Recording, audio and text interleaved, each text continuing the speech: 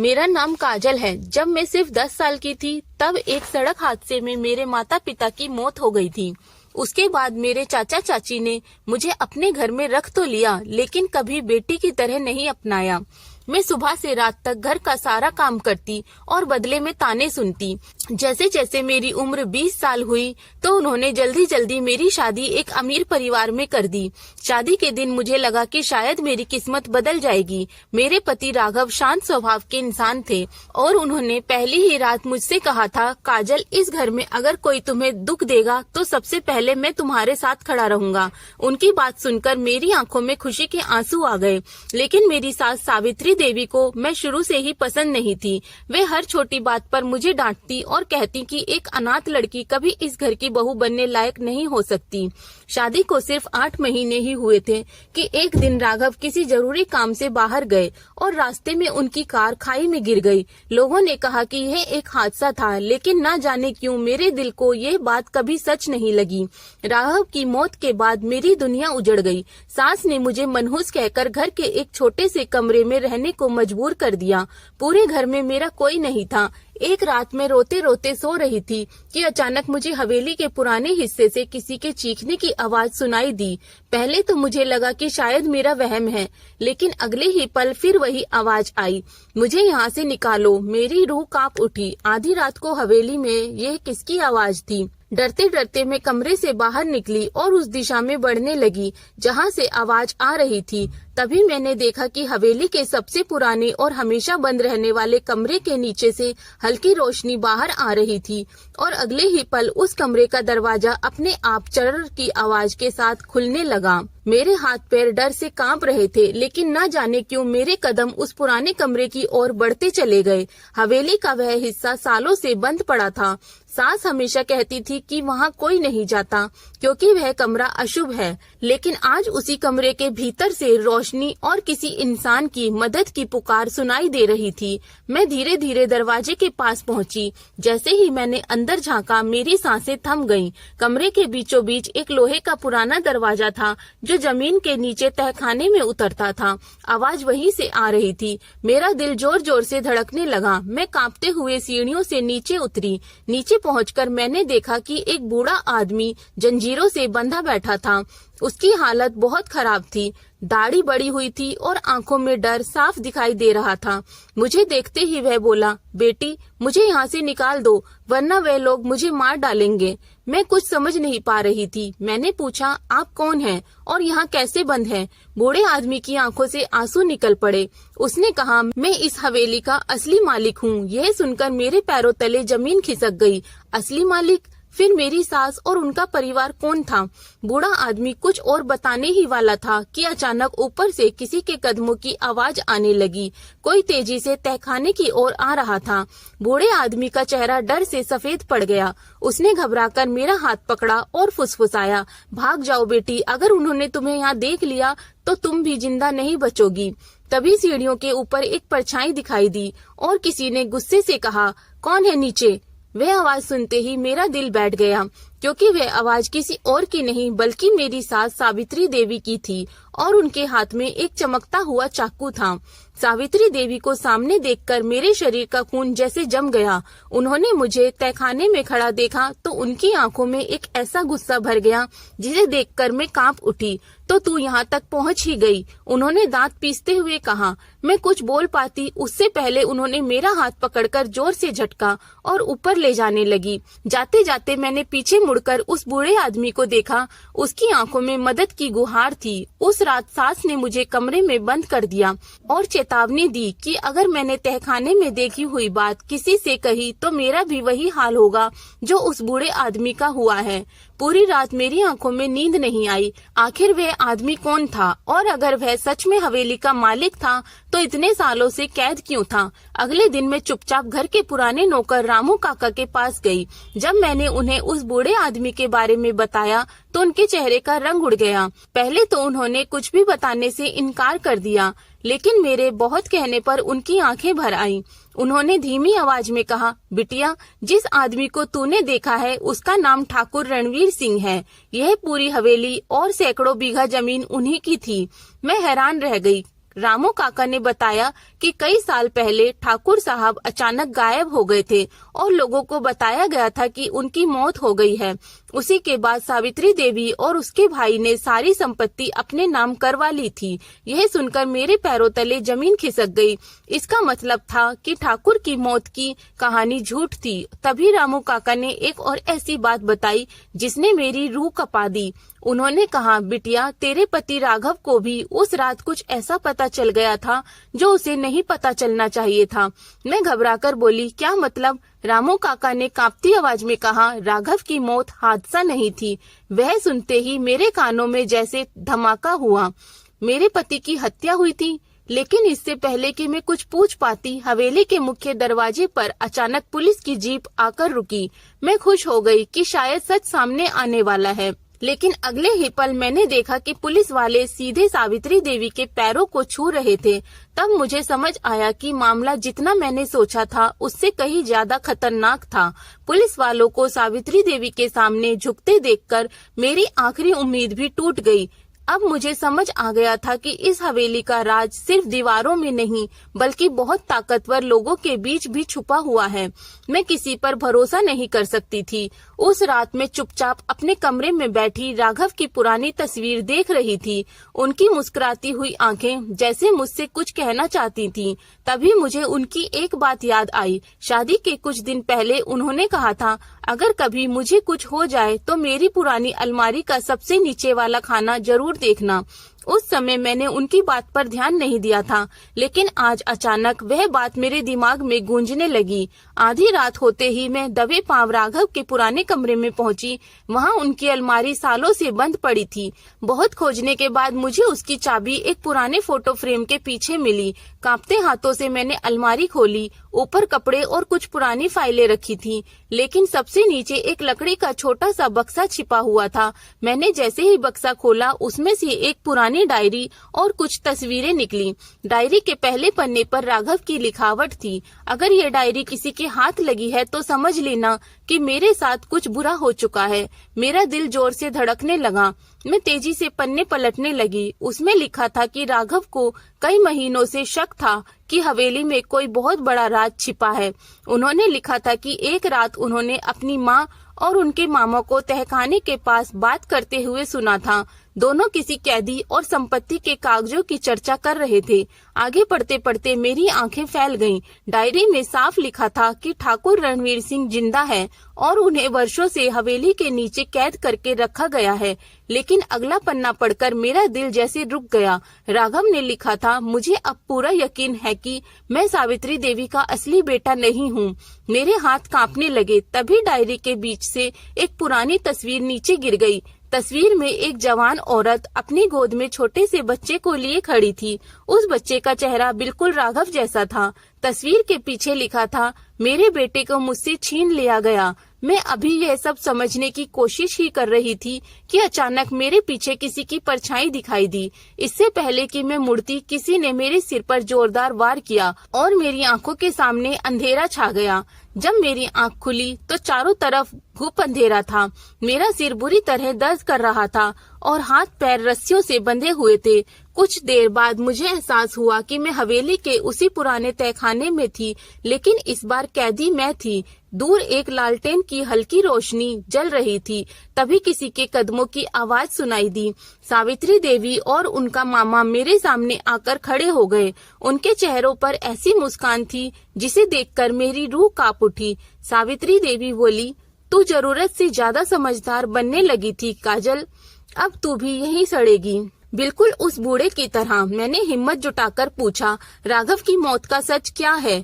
मेरा सवाल सुनते ही दोनों के चेहरे बदल गए। मामा हंसते हुए बोला, तुझे मरने से पहले सब पता चल ही जाना चाहिए। फिर उसने जो बताया उसे सुनकर मेरा खून जम गया। सालों पहले ठाकुर रणवीर सिंह की बहुत बड़ी जायदाद थी। सावित्री देवी उनके घर में काम करती थी। धीरे धीरे उन्होंने और उनके भाई ने मिलकर एक साजिश रची। ठाकुर साहब की पत्नी की रहस्यमय मौत करवा दी गई और उनके छोटे बेटे को उनसे छीन लिया गया। वही बच्चा बड़ा होकर राघव बना था। दुनिया को बताया गया कि वह सावित्री देवी का बेटा है। असल में राघव ठाकुर रणवीर सिंह का असली वारिस था। लेकिन जब राघव को सच का शक होने लगा तब वह दोनों डर गए, इसलिए उनकी कार के ब्रेक से छेड़छाड़ कर दी गई। मेरी आंखों से आंसू बहने लगे। मेरे पति की हत्या सिर्फ संपत्ति के लिए कर दी गई थी। तभी मेरी नजर तहखाने के कोने में पड़ी। वहाँ एक पुरानी लोहे की संदूक रखी थी। ठाकुर रणवीर सिंह ने चुपके से मेरी तरफ देखा और अपनी आंखों से उसी संदूक की ओर इशारा किया। मुझे कुछ समझ नहीं आया, लेकिन उनकी आंखों में उम्मीद थी। उसी समय ऊपर से किसी चीज के गिरने की जोरदार आवाज आई। सावित्री देवी और उनका मामा घबराकर ऊपर भाग गए। उनके जाते ही ठाकुर साहब धीरे से बोले, काजल, उस संदूक में हमारी मुक्ति का रास्ता छिपा है, लेकिन जल्दी करो, क्योंकि अगर आज रात सच बाहर नहीं निकला तो कल सुबह हम दोनों जिंदा नहीं बचेंगे। सावित्री देवी और उनके मामा के ऊपर जाते ही तहखाने में फिर से सन्नाटा छा गया। मेरा दिल इतनी तेजी से धड़क रहा था कि उसकी आवाज मुझे खुद सुनाई दे रही थी। ठाकुर रणवीर सिंह बार बार उसी लोहे की संदूक की ओर इशारा कर रहे थे। मैं रस्सियों से बंधी हुई थी, लेकिन किस्मत शायद पहली बार मेरा साथ दे रही थी। जब मुझे यहाँ घसीट कर लाया गया था, तब रस्सी एक जंग लगी लोहे की कील से रगड़ खाकर थोड़ी कट गई थी। मैंने पूरी ताकत लगाकर हाथ छुड़ाने की कोशिश शुरू कर दी। कई मिनटों की मेहनत के बाद आखिरकार रस्सी टूट गई। मेरे हाथ आजाद होते ही मैं तेजी से उस संदूक के पास पहुंची। संदूक पर पुराना ताला लगा हुआ था, लेकिन जंग लगने के कारण वह कमजोर हो चुका था। मैंने पास पड़ी लोहे की रॉड उठाई और पूरी ताकत से ताले पर मारी। तीसरी चोट में ताला टूट गया। जैसे ही संदूक खुली, मेरी आंखें हैरानी से फैल गईं। उसके अंदर पुराने दस्तावेज, जमीनों के असली कागज, बैंक रिकॉर्ड्स और कई तस्वीरें रखी थी, लेकिन सबसे महत्वपूर्ण चीज एक छोटा कैमरा कार्ड था। ठाकुर साहब की आंखों में चमक आ गई। उन्होंने कहा, उसी में सबूत है। तहखाने के कोने में पड़ा एक पुराना लैपटॉप भी वहाँ मौजूद था। मैंने कांपते हाथों से कार्ड लगाया। स्क्रीन पर एक वीडियो चल पड़ा। वीडियो देखकर मेरे होश उड़ गए। उसमें साफ दिखाई दे रहा था कि सावित्री देवी और उनका मामा राघव की कार के ब्रेक से छेड़छाड़ कर रहे थे। दूसरी वीडियो में वे ठाकुर रणवीर सिंह को बेहोश करके तहखाने में बंद कर रहे थे। यह सबूत इतना बड़ा था कि पूरी सच्चाई दुनिया के सामने आ सकती थी। तभी अचानक ऊपर से गोलियों जैसी आवाजें सुनाई देने लगी। ठाकुर साहब घबरा गए। उन्होंने कहा, वे लोग वापस आ गए हैं। अगले ही पल तहखाने का दरवाजा जोर से खुला और कई आदमी हथियार लेकर अंदर घुस आए। उनके बीच खड़ा एक आदमी काले कपड़ों में था, जिसका चेहरा नकाब से ढका हुआ था। उसे देखते ही सावित्री देवी और उसका मामा भी डर गए थे। वह आदमी धीरे धीरे मेरी तरफ बढ़ा और बोला, ये सबूत मुझे दे दो, क्योंकि राघव की मौत के पीछे सिर्फ ये दोनों नहीं हैं। असली खेल तो अब शुरू होगा। नकाबपोश आदमी की बात सुनकर मेरे हाथ से लगभग कैमरा कार्ड छूट गया। मैं समझ नहीं पा रही थी कि आखिर वह कौन है और उसे राघव की मौत के बारे में इतना सब कैसे पता है। तहखाने में मौजूद सभी लोग उसकी तरफ डरे हुए नजरों से देख रहे थे, यहाँ तक कि सावित्री देवी और उनका मामा, जो हमेशा खुद को सबसे ताकतवर समझते थे, उनके चेहरे पर भी घबराहट साफ दिखाई दे रही थी। नकाबपोश आदमी धीरे धीरे मेरे सामने आकर रुका और बोला, अगर सच जानना चाहती हो तो ये कार्ड मुझे दे दो। मैंने सिर हिलाकर मना कर दिया। मुझे अब किसी पर भरोसा नहीं था। तभी उस आदमी ने अपनी जेब से एक पुरानी चांदी की चैन निकाली। चैन देखते ही ठाकुर रणवीर सिंह की आंखें फैल गईं। वह कांपती आवाज में बोले, यह तो मेरी बेटी की चैन है। मेरा दिल धक से रह गया। ठाकुर साहब की बेटी? लेकिन उन्होंने तो कभी अपनी बेटी का जिक्र नहीं किया था।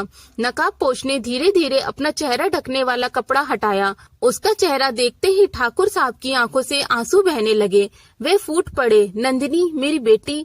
तहखाने में जैसे समय थम गया। सालों पहले लोगों को बताया गया था कि ठाकुर साहब की छोटी बेटी नंदिनी नदी में डूबकर मर गई थी, लेकिन वह जिंदा थी। नंदिनी ने बताया कि जिस रात उसकी मां की हत्या हुई थी, उसी रात उसे भी मारने की कोशिश की गई थी, लेकिन वह किसी तरह बच गई और एक साधु परिवार ने उसे पाल पोस कर बड़ा किया। वर्षों बाद जब उसे अपने अतीत का सच पता चला, तो उसने छुपकर सबूत इकट्ठा करने शुरू कर दिए।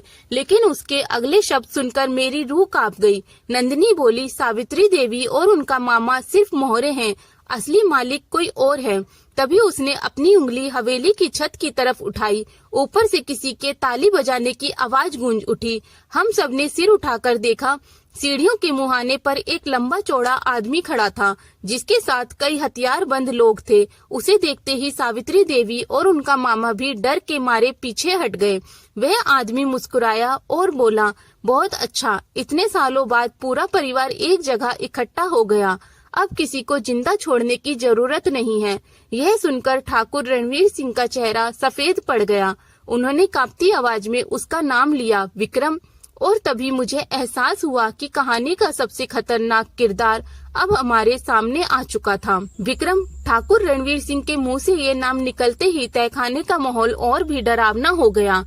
उस आदमी के चेहरे पर एक अजीब सी मुस्कान थी, जैसे वह वर्षों से इसी पल का इंतजार कर रहा हो। मैं हैरानी से उसे देख रही थी। आखिर ये विक्रम कौन था, जिससे ठाकुर साहब जैसे मजबूत इंसान भी डर रहे थे।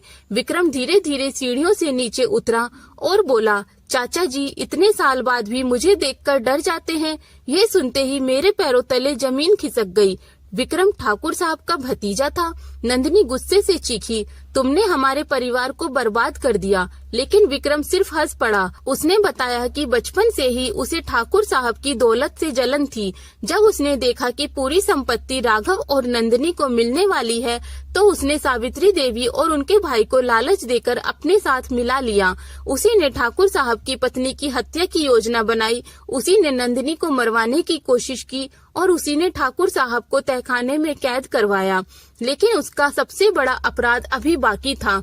विक्रम ने मेरी तरफ देखकर कहा, राघव बहुत होशियार बन रहा था। उसे सच का पता चल गया था, इसलिए उसे रास्ते से हटाना पड़ा। यह सुनते ही मेरी आंखों में आंसू भर आए। मेरे पति की हत्या का असली जिम्मेदार यही इंसान था। तभी विक्रम ने अपने आदमियों को इशारा किया। कुछ ही सेकंड में हथियार हमारे सिर पर तान दिए गए। उसने कहा, अब कोई सबूत नहीं बचेगा और कोई गवाह भी नहीं। तभी अचानक ऊपर हवेली के आंगन से जोरदार धमाके की आवाज आई। पूरा तहखाना हिल गया। विक्रम और उसके आदमी घबरा गए। दूसरे ही पल बाहर से कई लोगों के चिल्लाने की आवाज सुनाई दी। विक्रम दौड़कर ऊपर गया और हम भी उसके पीछे पीछे पहुँचे। आंगन में पहुँचते ही मैं हैरान रह गई। वहाँ गांव के सैकड़ों लोग खड़े थे। सबसे आगे रामू काका थे। उनके हाथ में वही कागजात थे जो संदूक से मिले थे। उन्होंने पूरी रात गांव वालों को सच बता दिया था। लेकिन तभी मेरी नजर भीड़ के पीछे खड़ी एक औरत पर पड़ी। उसे देखते ही सावित्री देवी अचानक जमीन पर बैठ गई और रोने लगी। वह औरत कोई और नहीं बल्कि राघव की असली माँ थी, जिसे सब सालों पहले मरा हुआ समझते थे। और उसके हाथ में एक ऐसा सबूत था जो अगले ही पल पूरे खेल को पलटने वाला था। राघव की असली माँ को अपने सामने जिंदा देखकर वहाँ मौजूद हर इंसान स्तब्ध रह गया। सावित्री देवी की आंखों से डर साफ छलक रहा था। विक्रम का चेहरा भी पहली बार उतर गया था।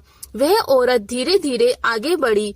उम्र के निशान उसके चेहरे पर जरूर थे, लेकिन उसकी आंखों में वर्षों का दर्द और सच छिपा हुआ था।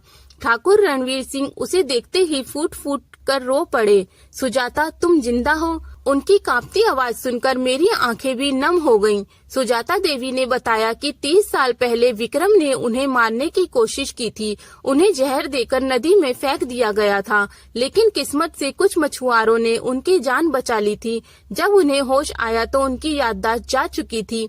कई वर्षों के बाद धीरे धीरे उनकी यादें वापस लौटी और तब उन्हें अपने परिवार के साथ हुए विश्वासघात का पता चला। उन्होंने छुपकर सबूत जुटाने शुरू किए और आखिरकार आज यहाँ पहुँची थी। फिर उन्होंने अपने हाथ में पकड़ी पुरानी फाइल सबके सामने खोल दी। उसमें बैंक रिकॉर्ड्स, पुराने पत्र और एक वीडियो रिकॉर्डिंग थी। वीडियो में विक्रम अपने एक साथी से कह रहा था, ठाकुर की पूरी संपत्ति मेरी होगी। पहले उसकी पत्नी, फिर उसके बच्चे और जरूरत पड़ी तो खुद ठाकुर भी खत्म कर दिए जाएंगे। यह वीडियो देखते ही गांव वालों में गुस्सा फैल गया। विक्रम भागने की कोशिश करने लगा, लेकिन तभी पुलिस की कई गाड़ियां हवेली के बाहर आकर रुकी। इस बार पुलिस किसी के इशारे पर नहीं बल्कि राज्य स्तर की जांच टीम के साथ आई थी। रामू काका ने महीनों पहले कुछ पुराने दस्तावेज सुरक्षित रखे थे और सही समय पर उन्हें अधिकारियों तक पहुंचा दिया था। पुलिस ने विक्रम, सावित्री देवी और उनके मामा को गिरफ्तार कर लिया। मुझे लगा कि आखिर सब खत्म हो गया, लेकिन तभी एक अधिकारी मेरे पास आया और बोला, काजल जी, अभी एक आखिरी सच बाकी है। उसने मुझे एक सील बंद लिफाफा दिया जो राघव ने अपनी मौत से कुछ दिन पहले जमा करवाया था। कांपते हाथों से मैंने लिफाफा खोला। अंदर एक चिट्ठी थी। जैसे जैसे मैं उसे पढ़ती गई मेरी आंखों से आंसू बहते गए। राघव ने लिखा था कि अगर उसके साथ कुछ हो जाए तो मुझे हवेली के पीछे वाले पुराने मंदिर में जाना चाहिए, क्योंकि वहाँ उसने मेरे लिए एक ऐसी चीज छिपाई है जो मेरी पूरी जिंदगी बदल देगी। चिट्ठी के आखिर में सिर्फ एक पंक्ति लिखी थी, काजल, जिस दिन तुम ये पढ़ोगी उस दिन तुम्हें पता चलेगा कि तुम वास्तव में कौन हो। यह पढ़ते ही मेरा दिल जोर से धड़कने लगा। क्या मेरी अपनी जिंदगी का भी कोई ऐसा राज था जिससे मैं आज तक अनजान थी? राघव की चिट्ठी पढ़ने के बाद पूरी रात मेरी आंखों में नींद नहीं आई। इतने बड़े रहस्य खुलने के बाद भी एक सवाल अब भी बाकी था, मैं वास्तव में कौन हूँ? अगली सुबह मैं ठाकुर रणवीर सिंह, नंदिनी और सुजाता देवी के साथ हवेली के पीछे बने उस पुराने मंदिर पहुंची जिसका जिक्र राघव ने अपनी चिट्ठी में किया था। मंदिर वर्षों से बंद पड़ा था। उसके पीछे एक विशाल पीपल का पेड़ था। चिट्ठी में लिखे निशानों को देखते हुए हम पेड़ के पास पहुंचे। वहां जमीन खोदने पर एक लोहे का छोटा संदूक मिला। मेरा दिल तेजी से धड़क रहा था। जैसे ही संदूक खोला गया उसके अंदर कुछ पुराने दस्तावेज, एक डायरी और एक नवजात बच्ची की तस्वीर रखी हुई थी। तस्वीर के पीछे लिखा था, हमारी बेटी काव्या, जिसे हमसे छीन लिया गया। मैं कुछ समझ नहीं पाई। तभी सुजाता देवी की आंखें फैल गईं। उन्होंने कांपते हाथों से डायरी उठाई। वह डायरी उनके बड़े भाई की थी। डायरी में लिखा था कि वर्षों पहले ठाकुर परिवार के दुश्मनों ने उनकी नवजात बेटी का अपहरण कर लिया था। बाद में उसे दूर शहर में छोड़ दिया गया, जहां उसे एक गरीब दंपत्ति ने अपनाया। लेकिन कुछ साल बाद उस दंपत्ति की भी दुर्घटना में मौत हो गई। डायरी में उस बच्ची के हाथ पर बने एक खास जन्म चिन्ह का भी जिक्र था। मेरी सांसें रुक गईं। वही जन्म चिन्ह मेरे हाथ पर भी था। मैं स्तब्ध खड़ी रह गई। इसका मतलब था कि मैं कोई अनाथ नहीं थी। मैं उसी परिवार की खोई हुई बेटी थी जो सालों से अपने लोगों से बिछड़ी हुई थी। राघव को यह सच अपनी जांच के दौरान पता चल गया था, लेकिन वह मुझे सब कुछ बताने से पहले ही मारा गया। मेरी आंखों से आंसुओं की धारा बह निकली। जिंदगी भर जिस अपनापन को मैं ढूंढती रही वह मेरे सामने खड़ा था। समय के साथ अदालत ने सारी संपत्ति ठाकुर रणवीर सिंह और उनके परिवार को लौटा दी, लेकिन मैंने उस दौलत को अपने लिए नहीं रखा। मुझे अपने पुराने दिन याद थे जब मैं बेसहारा और अकेली थी। इसलिए मैंने हवेली का एक बड़ा हिस्सा बेचकर वहाँ एक विशाल आश्रय गृह और विद्यालय बनवाया, जहाँ अनाथ, गरीब और बेघर बच्चों को मुफ्त शिक्षा, भोजन और रहने की सुविधा मिलने लगी। ठाकुर साहब, सुजाता देवी और नंदिनी भी इस काम में मेरा साथ देने लगे। कुछ वर्षों बाद वह स्थान पूरे इलाके में उम्मीद की एक नई पहचान बन गया। एक शाम जब मैं बच्चों के बीच बैठी थी, तभी एक छोटी बच्ची दौड़कर आई और मेरे गले लगकर बोली, माँ, आज मैंने पहला इनाम जीता है। उसकी बात सुनकर मेरी आंखें भर आईं। मैंने आसमान की तरफ देखा। डूबते सूरज की लालिमा में मुझे ऐसा लगा जैसे राघव मुस्कुरा रहे हों। शायद उन्हें भी ये देखकर सुकून मिल रहा था कि उनका सपना पूरा हो गया। जिंदगी ने मुझे दर्द, धोखा और अकेलापन जरूर दिया था, लेकिन आखिर में उसने मुझे मेरा परिवार, मेरा सच और जीने का मकसद भी लौटा दिया था। और उस दिन मुझे एहसास हुआ कि कभी कभी सबसे अंधेरी रात के बाद ही सबसे खूबसूरत सुबह आती है। मेरी कहानी को पूरा सुनने के लिए बहुत बहुत धन्यवाद। अगर आपको मेरी कहानी अच्छी लगी हो तो प्लीज मेरी वीडियो को लाइक करें, मेरे चैनल को सब्सक्राइब करें। Thank you for watching.